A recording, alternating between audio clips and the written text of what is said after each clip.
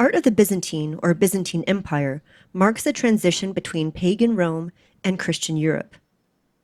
As Rome begins to fail, it's divided between two sides, the East and West, with Rome in the West and a new capital in the East called Constantinople, named after Emperor Constantine, who declared that all religions can be practiced, even the marginalized practice of monotheism. The Byzantine Empire is broken into three distinct time periods, the early, middle, and late periods.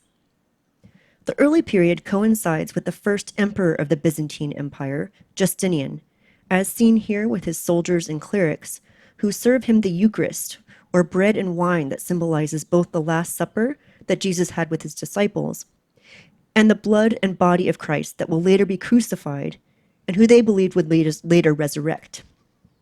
Take note of the duality here between politics and religion, and the symbols and people represented together. The same is seen on another wall, in which interestingly shows Justinian's wife, the Empress Theodora.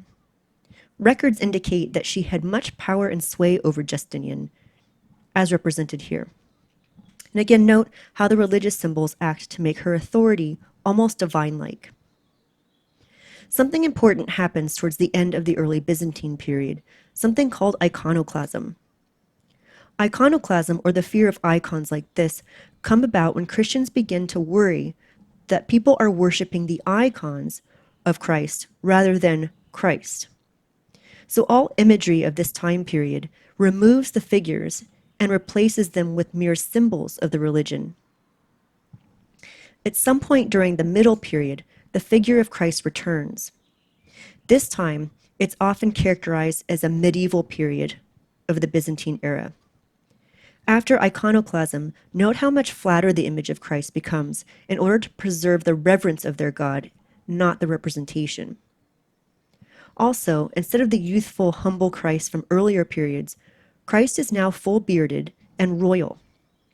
The gold background even suggests his holy divine nature, as well as the full body halo known as a mandorla, an almond-shaped frame that separates the figure of Christ, sometimes Mary, from other figures.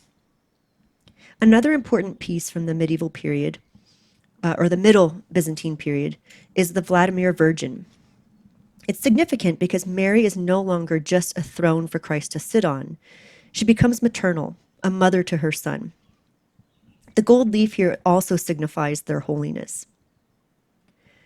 The late Byzantine period is characterized by depictions of a more mature Christ, but one who stares directly at the viewer, as a way to connect the viewer to the divine figure of God. This late period also characterizes a time of religious wars between Christians and Muslims, called the Crusades.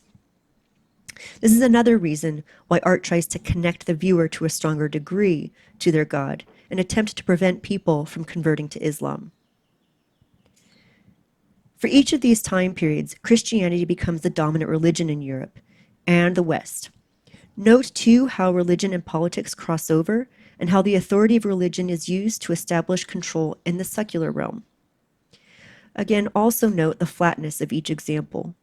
This is a far cry from the Greco-Roman cultures who sought naturalism, using depth and a sense of movement. Now the works are all of a sudden becoming reverent themselves, not merely decorative. Also take note how most of the imagery in this time period lacks any stories pertaining to the birth, death, and resurrection of Christ, because those all allude to the secrets of the mystery religion. However, those themes will dominate in the later parts of the medieval time period and beyond.